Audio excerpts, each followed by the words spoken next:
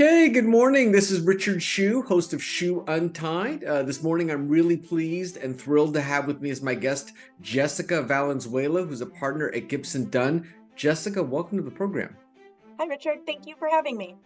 Well, I'm glad we were finally able to connect. I know it's taken a little while, but why don't you tell me a little bit about why you decided to go to law school in the first place? Yeah, so I am one of those people who wanted to be a lawyer since the time I was a kid, Oh, probably 11, 12 years old. And I'm not sure exactly the genesis of that. I don't have any lawyers in my family. I'm first generation college student. hmm. My dad's a farmer, and my mom stayed at home with the kids for most of her time. But I grew up in a pretty traditional Mexican American household where I Hmm. was the only girl out of five kids.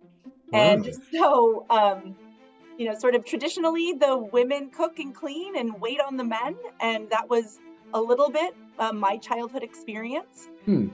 even though my brothers were, of course, perfectly capable. And I think it gave me a sort of innate sense of wanting to speak out for those who experienced injustice, Hmm. because in a lot of ways, I felt it was unfair, Hmm. the way I was expected to cook and clean and do traditional domestic chores, and my brothers weren't. Interesting. So that's part of, I think, what fueled sort of an innate sense of speaking up for people who were sort of marginalized. Mhm.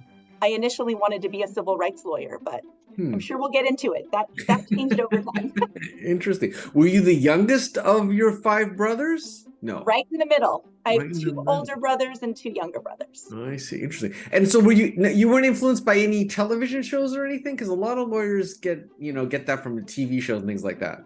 You know, not not that I can think of. I did grow up reading true crime novels. I think sort of in an era before true crime was as big of a business as it now is. Yeah. My dad was an avid reader, and he liked true crime novels. And I remember when I was about fifth grade, I picked up his copy of Helter Skelter, which of Hmm. course is Vincent Bugliosi's story about the Charles Manson murders. Hmm. And Bugliosi himself was the district attorney, and he wrote the novel from the perspective of a lawyer. And Hmm. I found, I mean, it was the book terrified me. I was very young, and I used to hide it under my bed at night because it had that jarring photo of Charles Manson on the cover with a swastika on his forehead. So I would Yeah. hide it under my bed at night. But the parts of that book that I found most interesting were the passages about the trial and Hmm. the courtroom strategy. Oh, interesting. So how about when you got to law school? Did you like it? Was it exactly what you expected, or was it like a duck to water? What was it like? I loved law school. I loved it. I mean, I went to college knowing I would go into law school, and it sort of felt like, college was a stepping stone, which I enjoyed college too, but it was really a stepping stone to get to law school. And Mhm. I went to Stanford. It's hard to not love Stanford. I adored law school. I was probably one of the very few people who thought law school should be 4 years instead of three, because there were so many classes I wanted to take that I didn't have a chance to take, and I just absorbed everything I could Oh, about oh, oh. about about law school. Did you know that you wanted to be a litigator? I mean, I know you are a litigator, but I mean, was that something you kind of figured out in law school, or you kind of knew that going in, or when did you figure that out? I knew I wanted to be a litigator. Mhm. Growing up without any kind of family that were lawyers or really anybody in a corporate environment, I didn't have any idea Hmm. what a corporate transactional practice even looked like. Yeah, To me, being a lawyer was litigation, right. and I didn't even explore, corporate type classes in law school. Hmm. I was very driven and committed to being a litigator, naively so, of course, Hmm. because I think there are so many interesting things about a corporate practice that I would have really enjoyed if I went that route. What do you think it's about litigation you enjoy the most? Is it the advocacy? Is it working with the clients, the strategy? Because there's a lot of elements, obviously, to being a litigator.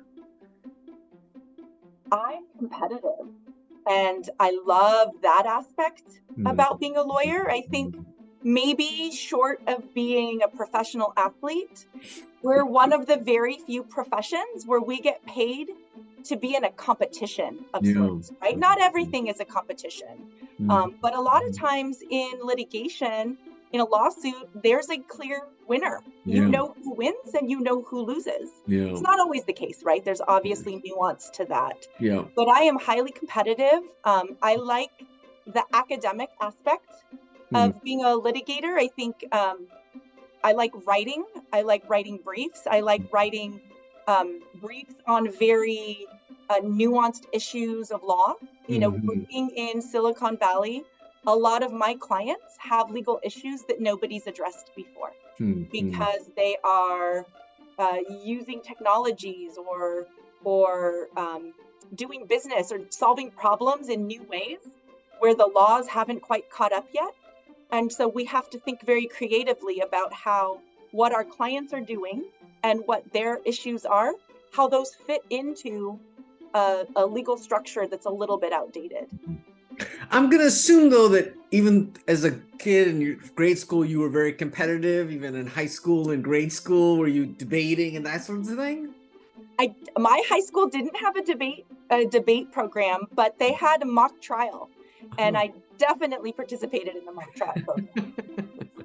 So what kind of litigator, tell me a little bit about your litigation practice and how has it evolved since graduating from law school? Yeah, so I wanted to be a civil rights lawyer. I initially wanted to be, I thought, a district attorney.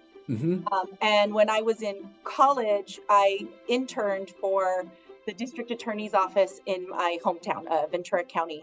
And I realized I did 4 summers there, and I realized that wasn't the best fit for me. I didn't think I would like it based on that experience. And so when I got to law school, I sort of shifted. There's a professor at Stanford, Pam Carlin, who is amazing, and she still has an active practice. She tends to do a lot in the civil rights space. And I took every class that she offered and thought, this is what I want to do. I want to be Pam Carlin. And I started at a small litigation boutique firm in San Jose that did a mix of business litigation. And they had this very interesting practice of suing public entities. And it wasn't always traditional sort of individual liberties, police practices type of civil rights litigation. There was some interesting like contract clause claims and takings claims that had a business element to them.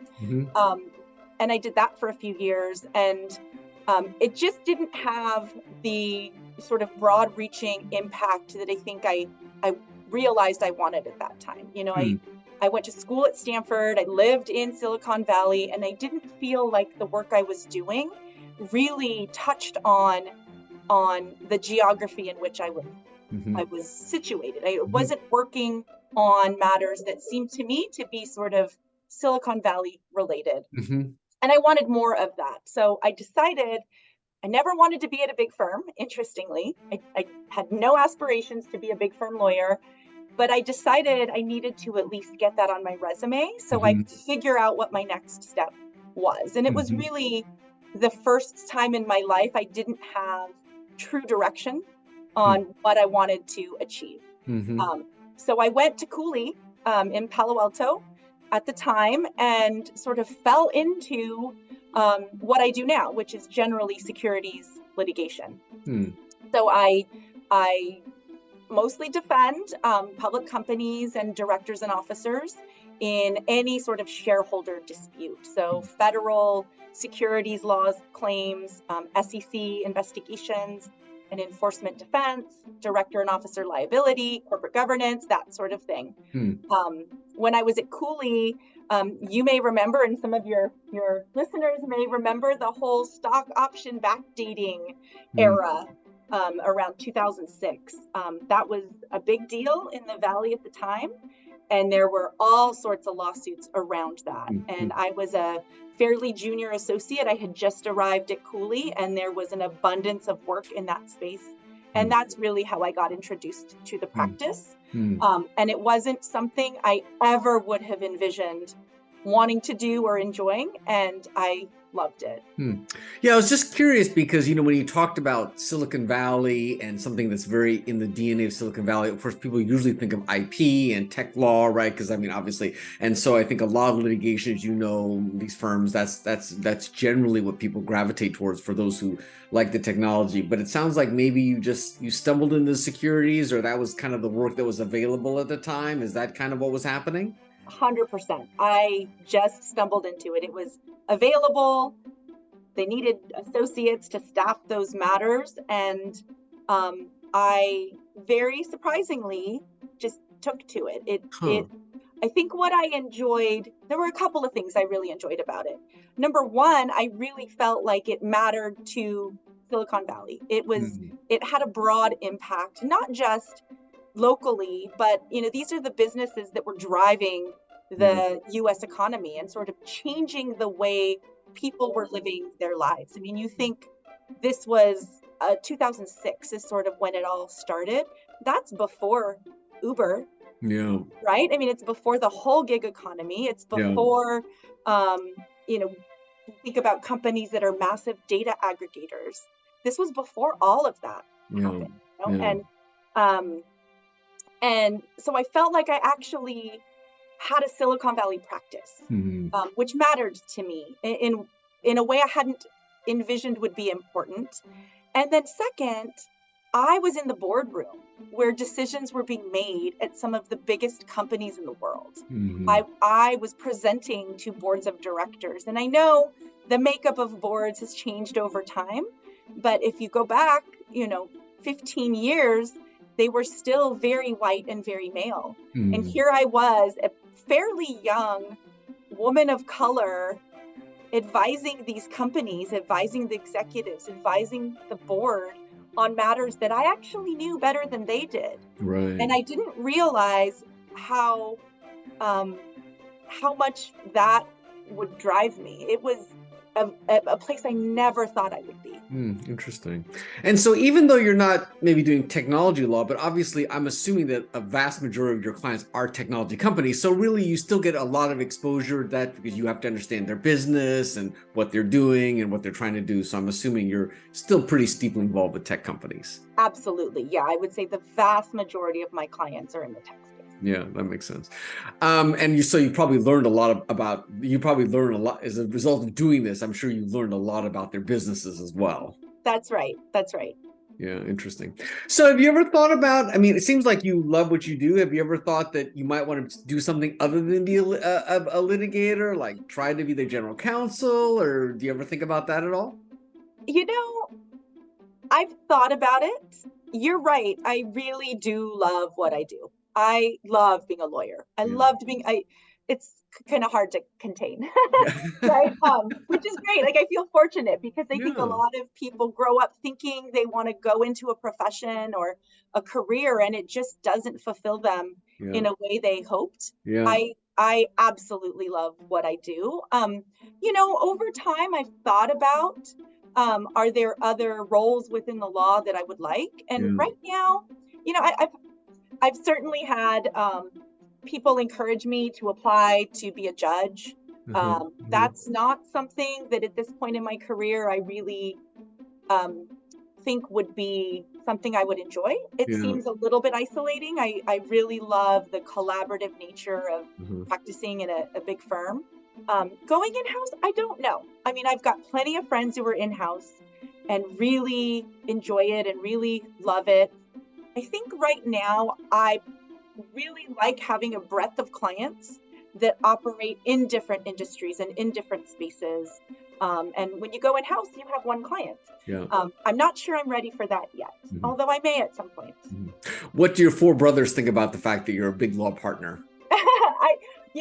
I don't know that it really means much to them. They are far outside of the legal community. And so I just don't know that they sort of envision what that means, right? I mean, that one of my brothers is a deputy sheriff, two of them work in construction, and I have a brother who's a doctor.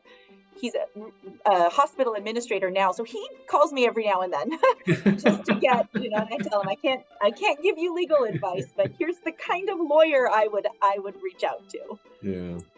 Well, Jessica, it's been a wonderful conversation. I really appreciate your taking the time. One of the themes of all my interviews is I really enjoy and try to have people that really love what they do. So you have definitely met that criteria. And so I really enjoyed the conversation. Same here, Richard. Thank you. This is Richard Hsu and Jessica Valenzuela. Thanks.